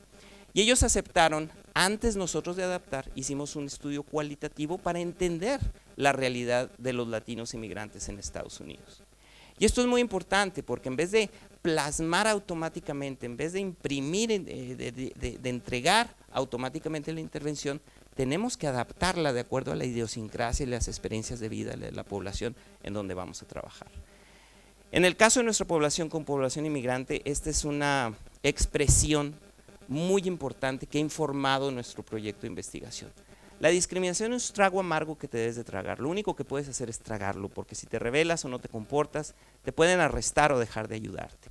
Entonces lo único que puedes hacer es tragártelo. Es decir, estos inmigrantes saben que no es que voy a superar la discriminación, no es que voy a superar mi estatus indocumentado, no es que me puedo ir a ver a mi familia. Tenemos familias que no han visto a sus papás en 15, 20 años, porque están enfocados en darle un nuevo futuro a sus hijos. Entonces, si llegamos con una práctica de intervención, en prácticas de crianza idealista, en donde no damos voz a estas realidades, no vamos a poder enraizar esa intervención. Pero ¿cómo enraizas esa intervención sin perder los componentes esenciales de la misma? Y ahí es donde te vas a ir enraizando en las realidades de discriminación, pero en las fortalezas que tienen las familias. Como cuando los papás y mamás en nuestros grupos hablaban de las fortalezas culturales, ellos mencionaban, los valores que te enseñan en el hogar se llevan en la sangre. Y esto es algo que, por ejemplo, a los latinos nacidos en Estados Unidos se sienten muy conflictuados. No me siento latino, no me siento americano. Pero el inmigrante decía, es que se lleva en la sangre lo que tu papá y lo que tu mamá te enseñan. Entonces, de ahí nos agarramos con los valores culturales. Ahora, vamos a 15,000 pies, todavía nos estamos moviendo, pero como que ya vamos agarrando un poco de estabilidad. Y esa estabilidad nos la van a dar los instrumentos, en este sentido, un modelo de adaptación cultural. No podemos hacer la adaptación cultural al sentimiento, tenemos que seguir un enfoque sistemático. Cada componente de las intervenciones tienen que ser evaluadas en varias dimensiones. ¿Qué lenguaje se utiliza? ¿Qué personas las entregan? ¿Qué metáforas culturales utilizas? ¿Cuáles son los conceptos y objetivos? Y en el panel podemos pasar a más ejemplos de cómo se implementa esa adaptación cultural. Ahora, este es un ejemplo de la adaptación cultural. Lo que ustedes ven a la izquierda, este fue el estudio financiado por el Instituto Nacional de Salud Mental. Lo que ven a la izquierda es la intervención PMT original, con una buena adaptación, buena traducción, los materiales mostraban familias latinas, pero no hay ningún tema cultural que se meta como un componente nuevo. Si las familias mostraban o reportaban una experiencia de discriminación, claro que la abordábamos, claro que dábamos apoyo, pero no teníamos un componente esencial enfocado en la discriminación. En la derecha lo que ustedes ven es una adaptación cultural profunda, en donde los bloques en azul son adaptaciones culturales que hicimos. ¿Cómo es ser latino en Estados Unidos? Cuando discriminan a tu hijo, ¿cómo vas a tener esa conversación? ¿Qué herramientas puedes tener cuando tus hijos empiezan a reportar discriminación? Cuando tienes conflictos biculturales como familia, que tus hijos quieren hablar solamente inglés, quieres que ellos hablen español, ¿cómo vas a responder a eso? Y a lo largo de la intervención informábamos cada componente de acuerdo a las experiencias de vida. Por ejemplo, antes de dar el componente de disciplina, hablábamos con papás que salían a trabajar en la construcción, cómo fue que fueron discriminados racialmente ese día. No, pues me decían wetback, espalda mojada, llego a la casa, el niño tiene los juguetes regados y lo primero que quiero hacer es golpearlo. Ellos ya empezaron ahí a conectar que su experiencia de vida estaba conectada a su experiencia práctica de crianza, es decir, un elemento más profundo de adaptación cultural. ¿Cuáles son los datos? Pues yo como investigador, lo que tú quieres es que esta intervención sea superior en todo el sentido, ¿no? Como investigador latino, la adaptación cultural, pero pues ahí es muy importante que me mantengan fuera de mi analista de datos, aunque le quiero pasar un cheque, pero que me digan, no, eso no se puede, Rubén, no se puede, se llama corrupción. Bueno, ok, entonces vamos a confiar en nuestro analista de datos. ¿Y por qué es importante? Porque esto yo no lo esperaba tal como salió. Entonces déjenme les explico aquí los hallazgos. En este estudio lo que vemos es que las dos adaptaciones culturales, papás y mamás, mejoran en sus prácticas de crianza. Es decir, si hubo o no atención a profundidad de datos culturales, las prácticas de crianza mejoraron en sí. Pero ¿se acuerdan de los instrumentos? Esa nada más es un instrumento, es la altitud, pero también tenemos que tener que el eje del avión se mantenga en balance. Comparación con el grupo que no tuvo prácticas de crianza, los dos grupos con adaptaciones culturales mejoraron. Pero cuando vemos la salud mental de niños y niñas, vemos que los síntomas de problemas de salud mental, ansiedad, depresión, etcétera, mejoraron sustancialmente en el grupo de mayor adaptación cultural a comparación del grupo de adaptación cultural más ligera. ¿Qué lectura de datos tan importante? Cuando nos vamos a los datos cualitativos, la constante que papás y mamás nos reportan es que dicen, es que yo conecté. Si siento presión en el trabajo, la voy a traer a prácticas de crianza. Si me discriminan racialmente, la voy a traer a prácticas de crianza. Había una continuidad entre la opresión de las familias a la intimidad de prácticas de crianza y la mejora continua que vimos y más profunda en nuestra adaptación es porque vimos que los papás podían conectar esas dimensiones de opresión con sus realidades de prácticas de crianza. Entonces ya llegamos a 15,000 pies, estamos viendo que la adaptación cultural funciona, pero la lectura de datos sigue siendo sumamente importante, la evaluación rigurosa sigue siendo sumamente importante. El Instituto Nacional de Drogas se interesa mucho en esos hallazgos porque es el primer diseño diferencial de adaptación cultural. Siempre se hacían estudios de una adaptación cultural en comparación con un grupo de control, pero aquí teníamos de manera diferencial. Nos piden replicar el estudio y lo que vemos es que la intervención de PMTO con familias con niños con adolescentes, la anterior era de 5 a 12, vuelve a tener muy buenos resultados. Las prácticas de crianza se mejoran, los problemas internalizantes de depresión y ansiedad bajan, externalizantes de problemas antisociales, agresivos bajan, pero los datos son muy importantes y aquí vimos que tuvimos una falla.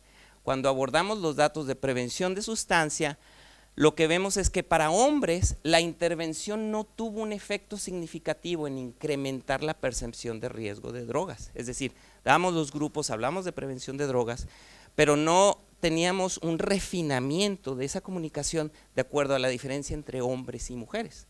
Lo que vemos es que los hombres no incrementaron su percepción de uso de drogas a comparación de las mujeres, en mujeres adolescentes, en esas familias que incrementaron su percepción de drogas de manera sustancial. Ahora, esto es muy importante porque los adolescentes no recibían la intervención de nosotros, nada más papás y mamás, y los papás y mamás hablaban con esos hijos adolescentes.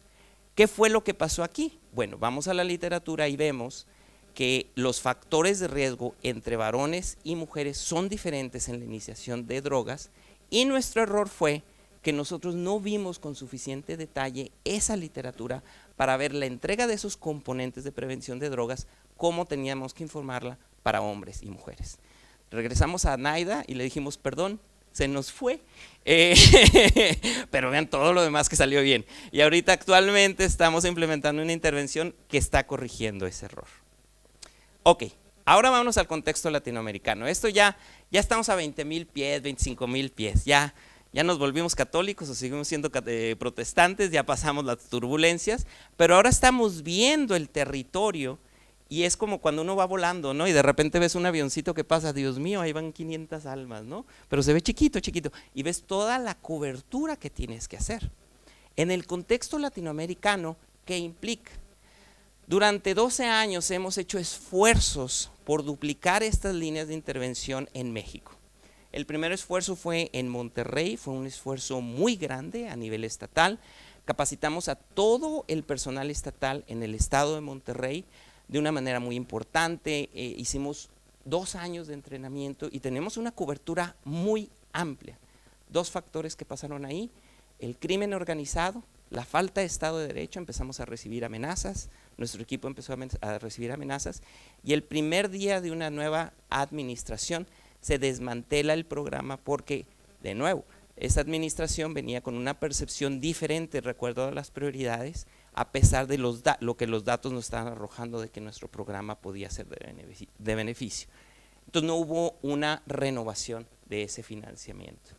En Chihuahua ha sido de mucho reto, yo soy de aquí, del estado de Chihuahua, y aquí nunca hemos podido despegar en el sentido de que la violencia y el crimen organizado nos ha prevenido enraizarnos en comunidades. Cuando empezamos a enraizarnos en comunidades, de nuevo teníamos amenazas en el sentido de que los carteles veían los grupos de parentalidad como células de información y afectaba el negocio del tráfico de drogas. Lo que nos movimos fue a capacitar a gente en institutos de maestrías y doctorados como prestadores de servicios de salud mental en prácticas basadas en la evidencia para que dieran esos servicios en instituciones donde sabíamos que el cartel no percibía como amenazas. Pero todo lo que fueran iniciativas a alta escala en comunidades marginadas siempre despertaba el radar de carteles, y junto con la alternancia política, con ideologías contrastantes entre administraciones, nunca podíamos salir adelante. Y es un reto porque tú ves cuando lo que sí alcanzábamos a recolectar son los datos cualitativos de las familias, y veíamos que esta mamá decía, aprendí muchas cosas en estas clases, por ejemplo, por cualquier cosa yo siempre le gritaba a mis hijos, varias veces les pegaba después de gritarles, aquí aprendí a cómo hablarles, cómo pedirles cosas, todos han mejorado, incluso el que era más rebelde ha mejorado mucho. Uy, 2 minutos, perfecto. Ok, entonces, de aquí para asegurar, este fue un estudio aleatorizado bellísimo que implementamos durante 6 años, uno de los estudios más sofisticados en donde he participado, y desgraciadamente de nuevo, cambio de administración, cambio de ideología, el esfuerzo de 6 años se para. Chile a la vanguardia, por eso les digo, ahí luego meto mi aplicación para la ciudadanía. ¿Por qué? Porque les quiero decir, y no porque esté en este momento, digo, si yo estoy en Texas, no tengo ninguna inversión en enraizarme aquí, así que objetividad la puedo expresar. ¿Por qué digo que Chile a la vanguardia? Porque he visto en Chile, en estas colaboraciones tan importantes, tan fructíferas con la Fundación. Ayer estábamos en la escuela, en la Universidad Pontificia, como la colaboración interinstitucional para evaluar cualitativamente los estudios. He visto historias de éxito que no he visto en Latinoamérica. Y mi invitación del corazón es que vean los éxitos que se han logrado. Esta iniciativa de Mi Brújula es extraordinaria. Es extraordinario porque es la primera en Latinoamérica y ustedes van a la vanguardia. Y esta Mi Brújula no nada más es un repositorio de intervenciones, es una cultura que ustedes están proponiendo, un cambio de cultura a nivel latinoamericano. Y miren que yo he intentado en México y Centroamérica con varios colegas tener un cambio en esa cultura. Cuando vemos esta filmina vemos la multiplicidad de sinergias que están sucediendo entre la sociedad civil y gobierno, la continuidad que el gobierno da, pero también entre los mismos actores de la sociedad civil. La cultura filantrópica de Chile es extraordinaria. Por ejemplo, en el caso de PMTO me comentan cómo se ha mantenido colaboración entre 2 fundaciones, después de que ha habido colaboraciones con gobierno, y en otras iniciativas se mantienen las colaboraciones con gobiernos y de sustentabilidad. Entonces quiero cerrar diciendo que Chile va a la vanguardia.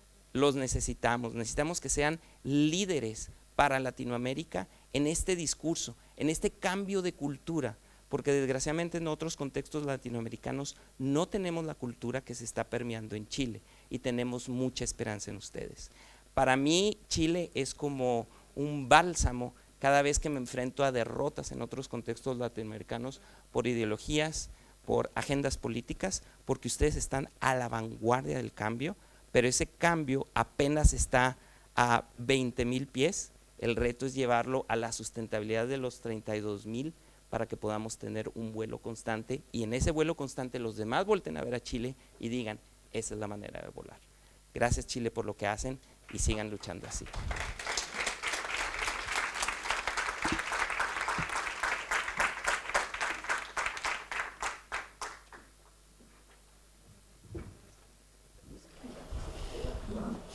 Bueno, qué lujo poder escuchar a Rubén.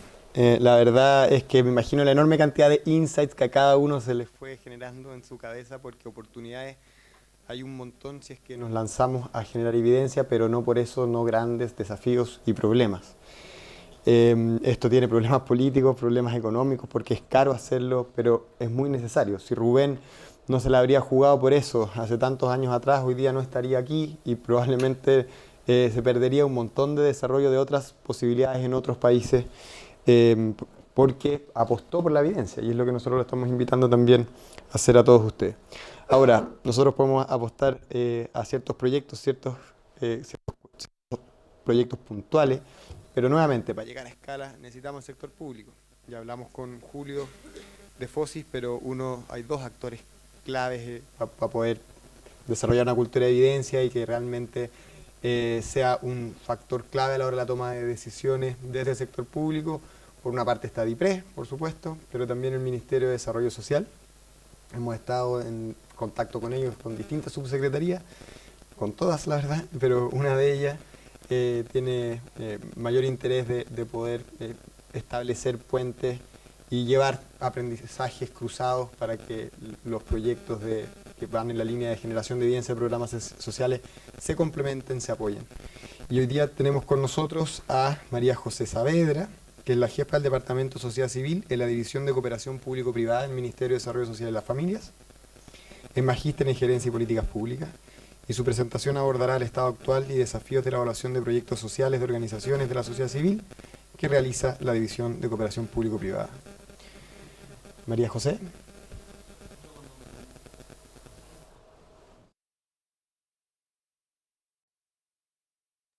Hola, María José, ¿puedes saludar?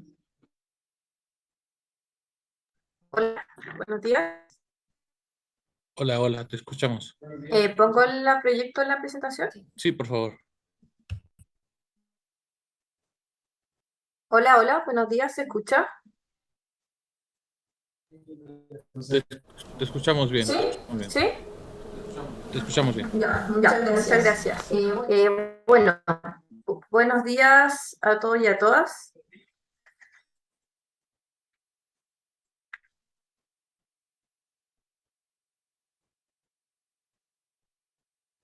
Disculpen, ¿se escucha?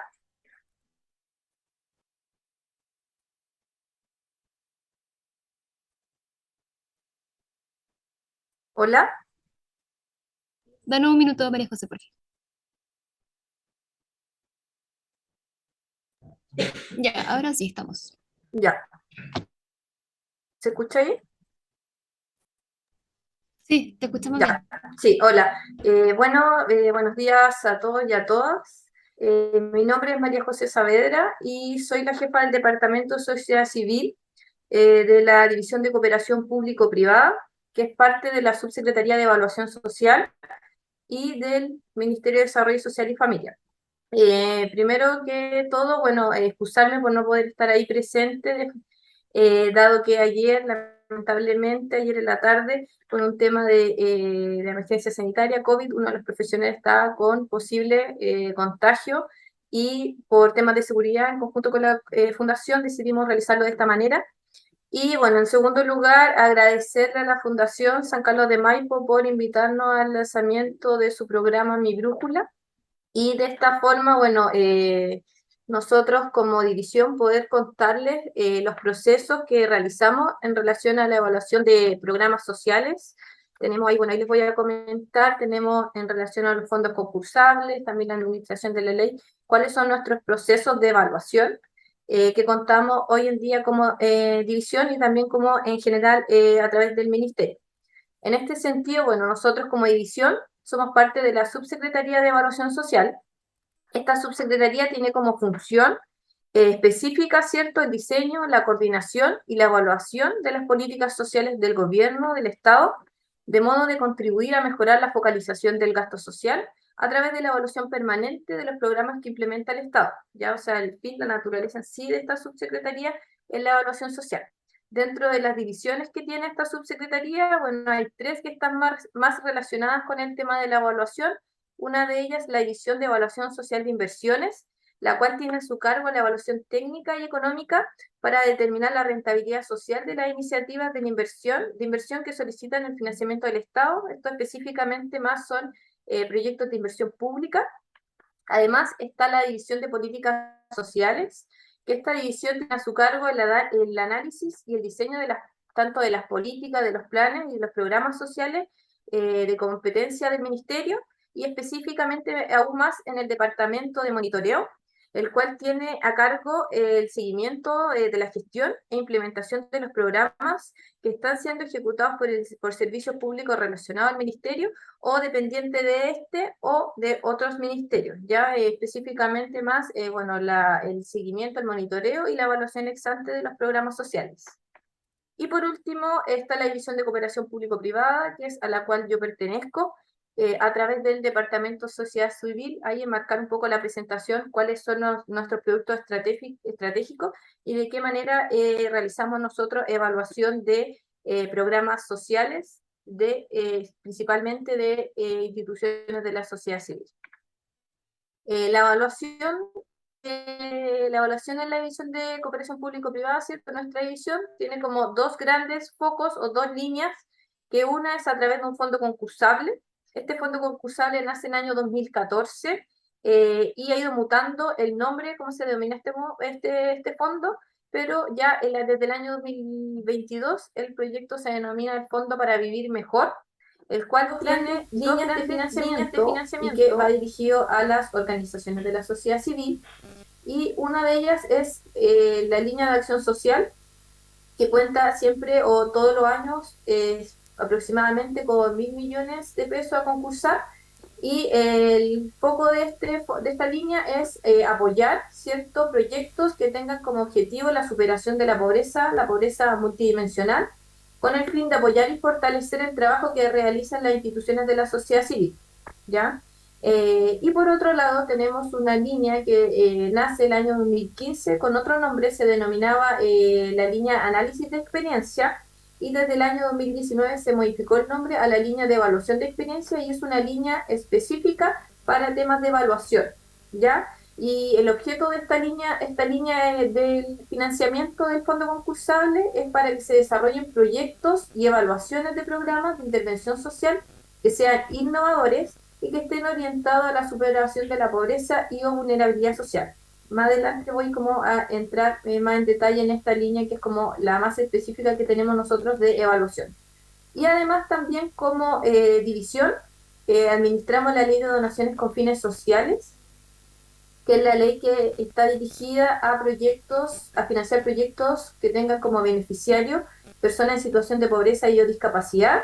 Y en esta ley de donaciones estamos a cargo del banco de proyectos. Ya el banco de proyectos es un conjunto de iniciativas que tienen como objeto, como foco, mejorar la calidad de vida de personas en situación de pobreza y o con discapacidad.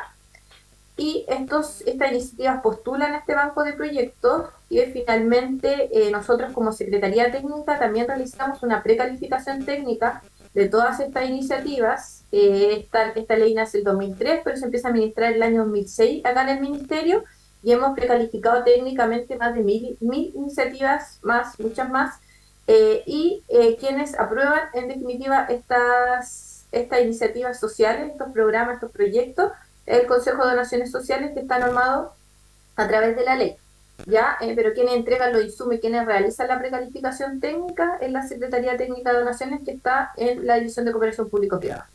En ese sentido, está la Ley 19.885, ¿cierto?, que es la Ley de Donaciones con Fines Sociales, que tiene este banco de proyectos que son precalificados técnicamente y que después, a su vez y posteriormente, tienen beneficios tributarios tanto para empresas como para personas naturales.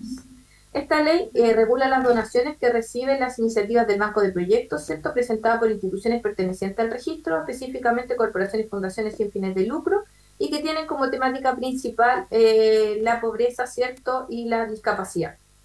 Y además también desde el año 2018 se empezó a administrar la ley 21.015, que es la ley de inclusión laboral para personas con discapacidad.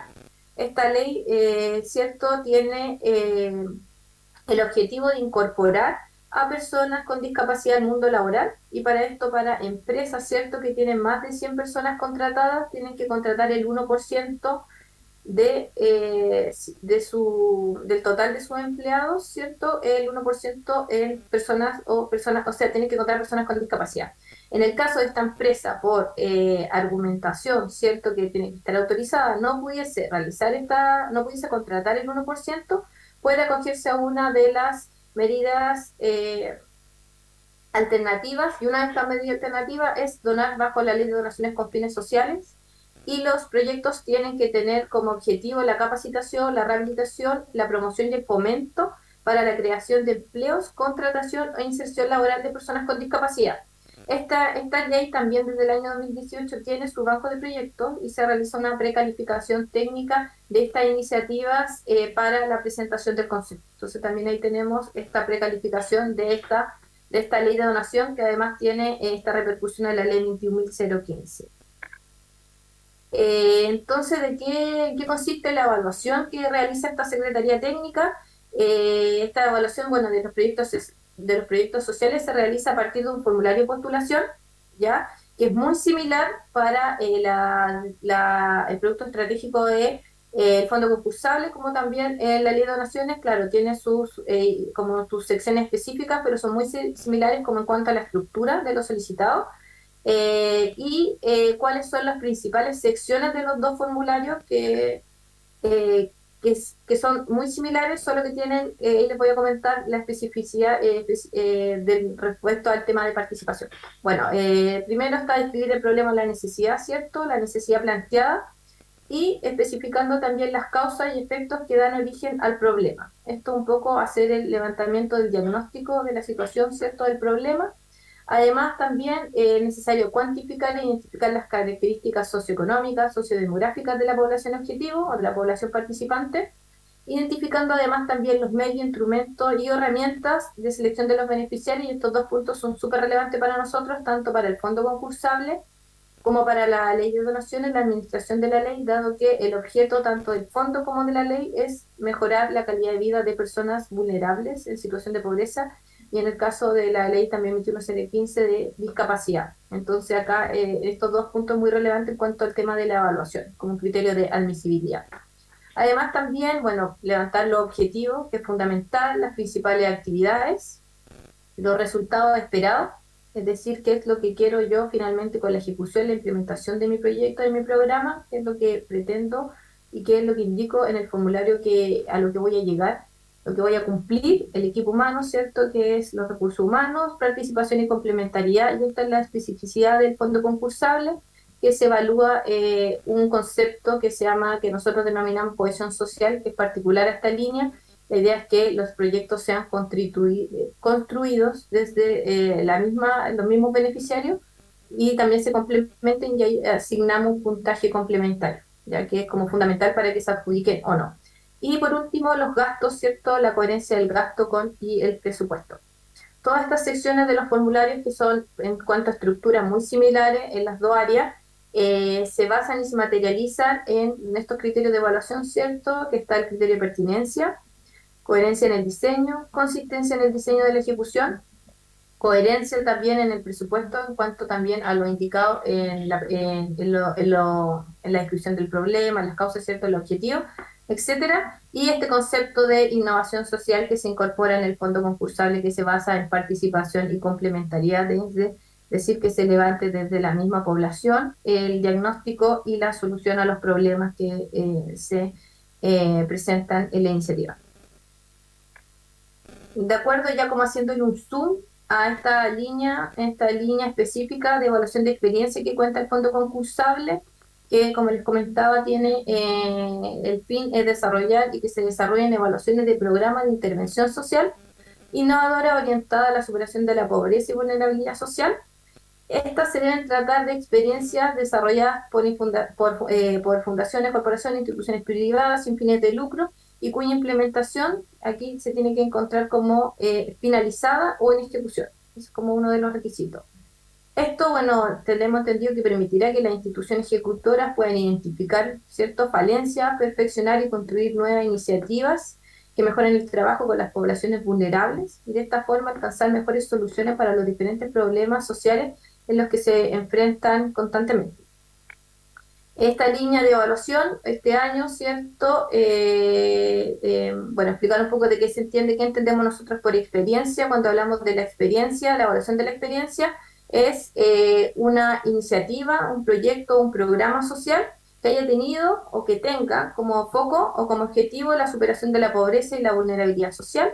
Está dirigido, tal como les comentaba, a fundaciones y corporaciones, es decir, corporaciones constituidas de acuerdo al título 33 del libro primero del Código Civil, corporaciones y fundaciones sin fines de lucro, y también a universidades que sean reconocidas por el Estado, y estas pueden ser tanto públicas como privadas.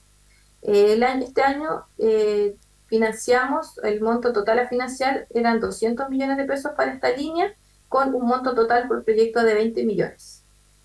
Las instituciones se pueden evaluar a sí mismas.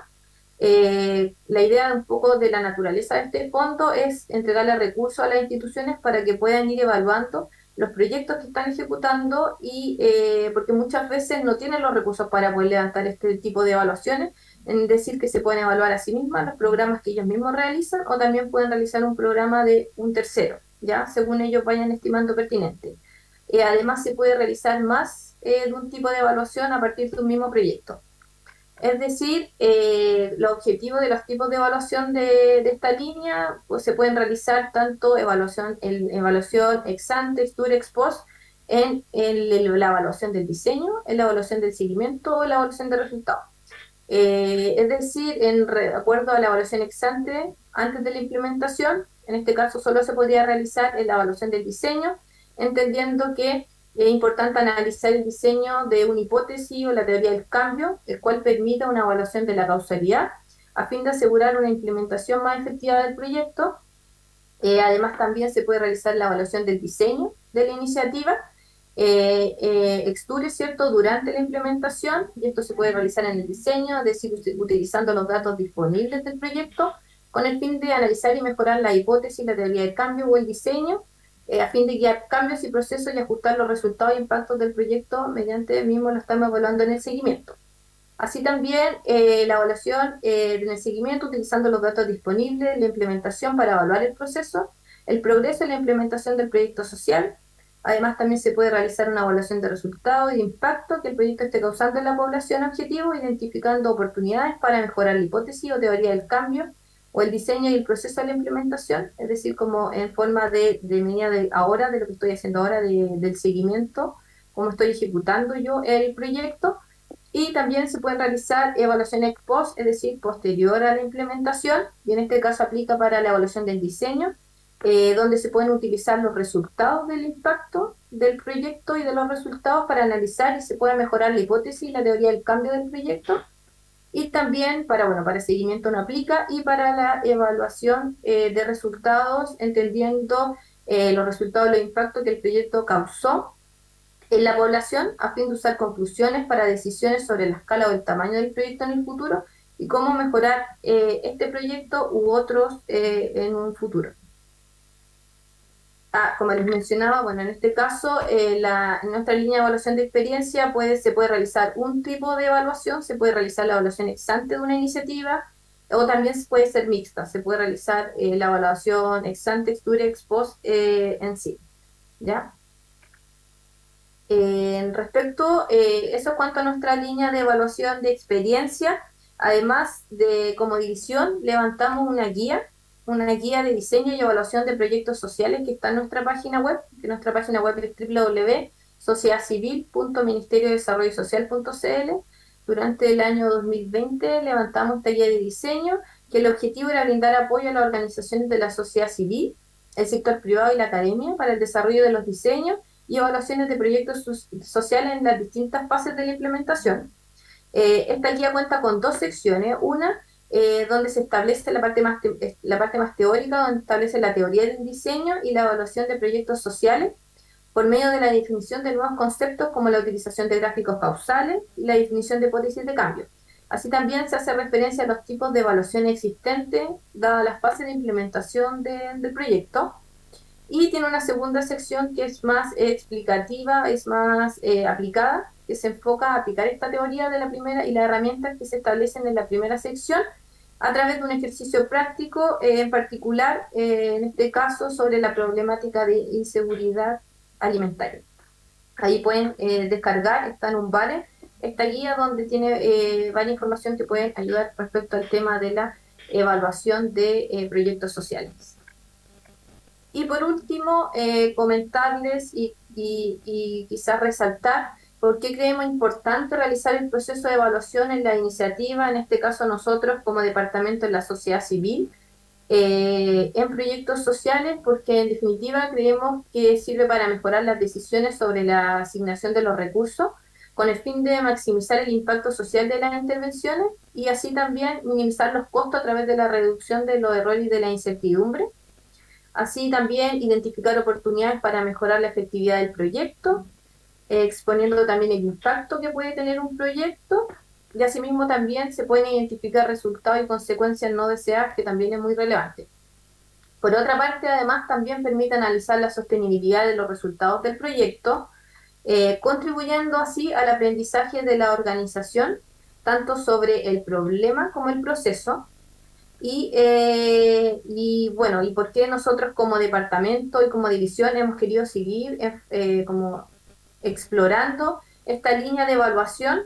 Porque la experiencia de varios años que ya hemos realizado esta línea de financiamiento, se han realizado evaluaciones de proyectos que a veces son pilotos, que están en conjunto con una política o un programa del Estado, que puede generar insumos muy relevantes para las políticas públicas en general. Así que en ese sentido creemos que es súper, muy relevante seguir generando estos tipos de evaluaciones para insumos de políticas públicas futuras, como también creemos que las mismas instituciones evalúen o evalúen otro tipo, o que se evalúen ellas mismas, sin duda fortalece la sociedad civil en sí misma.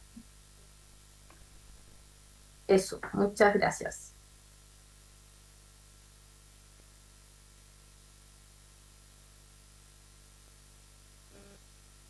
María José, por tu presentación, no solamente por la claridad y la información, sino que también porque, aunque no lo creíamos, lo logramos, cumplimos con las expectativas del horario. Y también, bueno, destacar que evidentemente hay una enorme cantidad de sinergias y aprendizajes que podrían ocurrir en el proyecto de Mi Brújula con las iniciativas que vienen desarrollando desde hace muchos años y que van a seguir desarrollando la Subsecretaría de Evaluación Social. Es importante entender que estamos en un camino conjunto nuevamente de desarrollar la valoración por la evidencia de resultados, para que así quien tenga que hacer este trabajo tenga también la posibilidad de que con la información levantada se tomen decisiones que mejoren la calidad de la política pública, porque es un imperativo ético, no solamente para estar tranquilos con que lo que estamos generando con nuestros beneficiarios es algo positivo, beneficiarios, población objetivo, como le queramos decir, pero también porque tiene un efecto económico. Rubén lo destacó muy bien y hay una enorme cantidad de información, de estudios que dan cuenta de la efectividad por dólar invertido en distintos países. Y cuando uno invierte bien un dólar, retorna en ahorros, pero también en ingresos. Hay programas sociales que retornan $2 por cada dólar invertido, 4, 12, 32. Nosotros trabajamos con comunidades que se cuidan y en algunos lugares, en algunos contextos, llega a retornar hasta $32 por dólar invertido. Y eso también es un imperativo ético, porque tenemos una enorme otra cantidad de necesidades que son más directas, que pueden no ser solucionables a través de programas sociales como nosotros los conocemos, pero faltan pavimentos, faltan policías, faltan casas, y eso no lo podemos hacer en la medida en que no vayamos solucionando otros problemas. Entonces, sin más, yo quiero agradecerles a todos los que han estado acá, al equipo de San Carlos de Maipo. Me gustaría darles un aplauso, reconocimiento a todo el trabajo que fue necesario.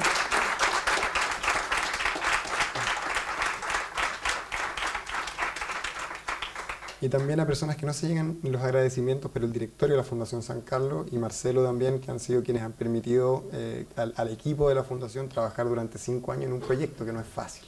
Esto ha sido caro, ha requerido de muchas horas, pero esperemos que valga la pena, y para que sea así, esto recién comienza. Vamos a necesitar que todos los que estemos acá estén muy interesados en certificar programas, en ver cuáles son las brechas de los programas, en mejorarlas, y desde ahí incentivar a que todos tomen decisiones basadas en evidencia, para que el Ministerio de Desarrollo Social no le pase que cuando llega a la DIPRES a decir tenemos un programa malo, 2 programas malos, al año siguiente sigue teniendo el mismo financiamiento.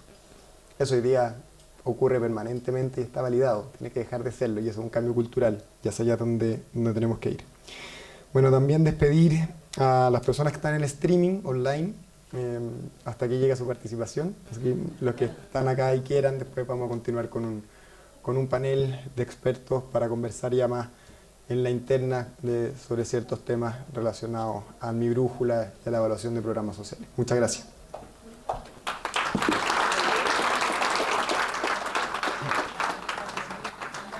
Ah, sí. Afuera hay un café, se me olvidó. Un café.